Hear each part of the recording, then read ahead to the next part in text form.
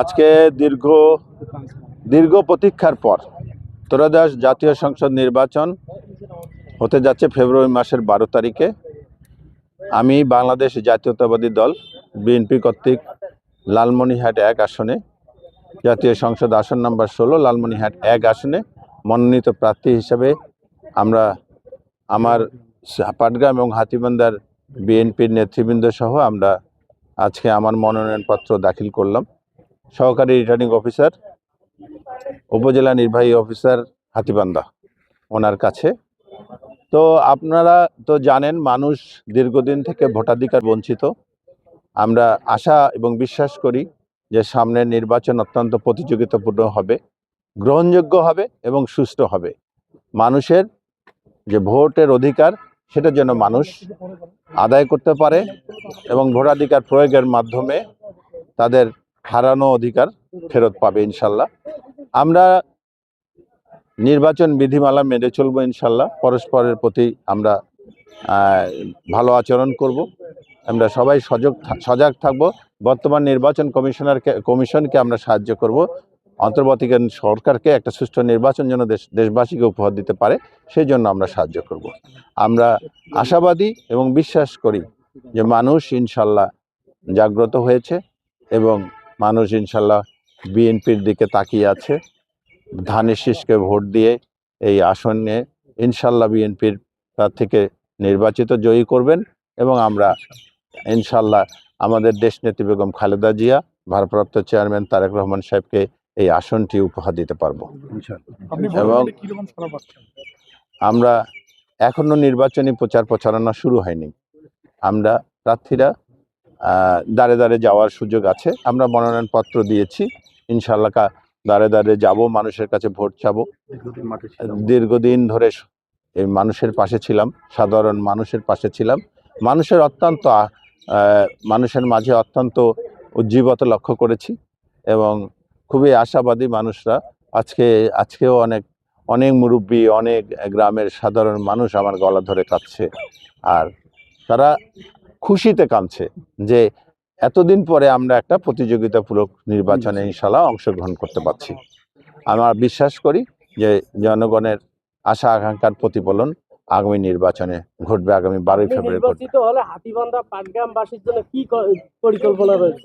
দেখুন, এটা তো এক কথায় আমি নির্বাচিত হলে পাটগ্রাম হাতীবান্ধার জন্য কি করব এটা এক কথায় বলা যাবে না। আমাদের নির্বাচনী ইশতেহারে থাকবে মূলত 2-1টি পয়েন্ট আমি বলতে পারি।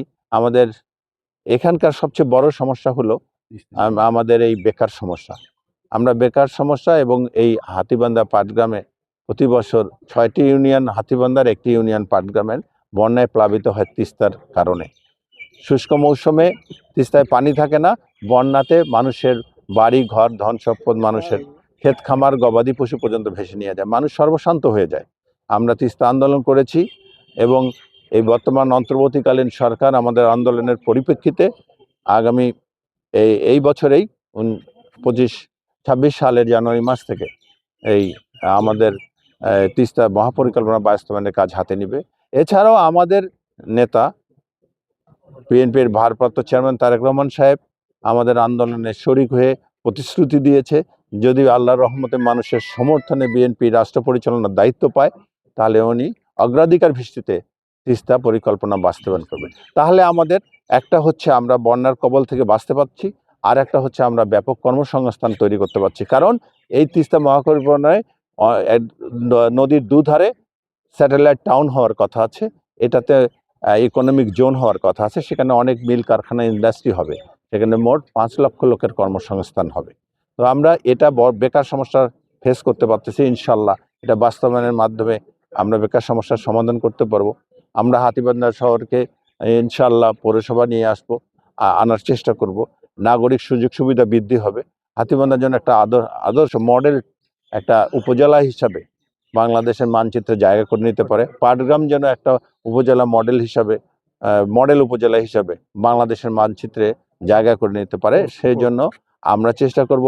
আমরা পোর্ট আছে, আমরা জানেন বুড়িমারি স্থল বন্দর আছে, সেটার উন্নয়নের জন্য চেষ্টা করব যাতে করে আমদানিকারক রপ্তানিকারকদের সুযোগ সুবিধা বৃদ্ধি পায়, সরকারের রাজস্ব যেন খুব সহজে আদায় হয়ে যায়।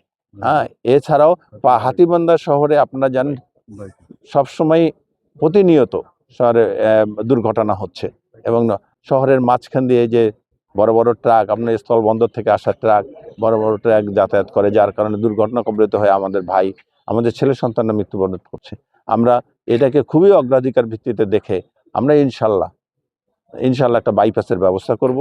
এছাড়াও আপনারা জানেন যে আমাদের এখানে শিক্ষা ব্যবস্থা, এটার মধ্যে আমার ব্যক্তিগত একটা পরিকল্পনা আছে। ইনশাল্লাহ আল্লাহ যদি তৌফিক দেয়, আমরা শিক্ষায় হাতীবান্ধা পাটগ্রামের কোনো ছাত্রছাত্রীকে যেন বাইরে যেয়ে পড়তে না হয়, সেই ব্যবস্থা করার চেষ্টা করব ইনশাল্লাহ।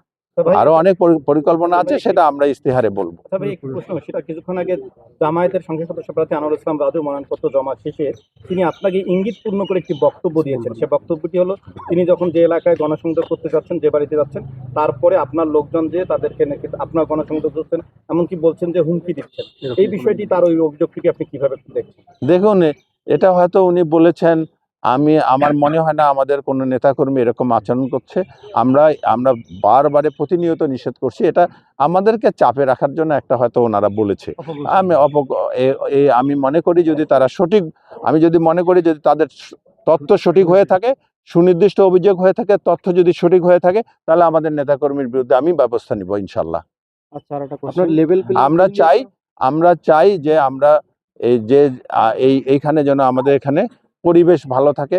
দীর্ঘদিন প্রতীক্ষার পরে নির্বাচন, অতএব পরিবেশ যেন উৎসবমুখর হয়ে ওঠে, মানুষ যেন আশাবাদী হয়, মানুষ যেন আনন্দ উৎসব নিয়ে ভোট করতে পারে, সেই রকম একটা পরিবেশ আমি রাখতে চাই, আমরা রাখতে চাই। আমি মনে করি যে আমাদের প্রতিযোগী যে দল আছে, জামাত ইসলামের কথা বললেন, তারাও এরকম মনোভাব পোষণ করবে। আমাদের মধ্যে ব্যক্তিগত সম্পর্ক কোনো ঘাটতি নাই, যেখানে দেখা হয় আমাদের মধ্যে সালাম বিনিময় হয়, আমাদের মধ্যে কুশলাদি বিনিময় হয়। অতএব তার যদি আমি আহ্বান জানাবো তাকে, যদি কোথাও আমার নেতাকর্মী তার সঙ্গে কোনো রকমের অপ্রীতিকর ঘটনা ঘটে, আমাকে যেন ফোন দেয়। আপনাদের কাছে অভিযোগ করার আগে আমাকে বললে ইনশাল্লাহ আমি ব্যবস্থা নিব।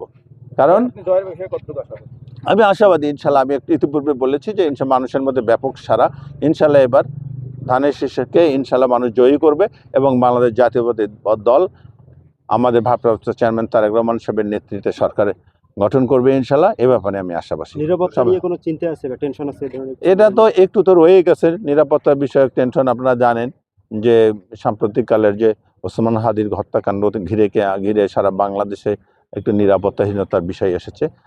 আমরা সচেতন থাকব, আমরা আইনশৃঙ্খলা বাহিনীকে সাহায্য করব, যাতে করে তাদের দায়িত্ব সঠিকভাবে পালন করে এবং সকলে যেন নিরাপদে থাকে। সবাইকে ধন্যবাদ।